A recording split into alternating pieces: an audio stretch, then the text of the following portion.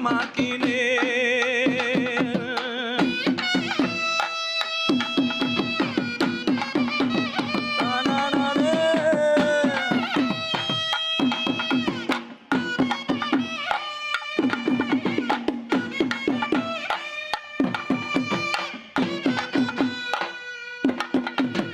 எல்லாரையும் கூப்பிட்டேன், யாருமே வரல.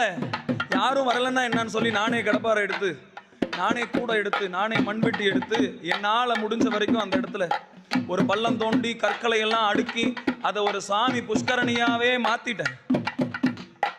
யாரெல்லாம் என்னை பரிகாசம் செய்தார்களோ அவர்களே அந்த குளத்தில் வந்து நீராடி நீர் பருகுமாறு ஈசன் செய்தார்.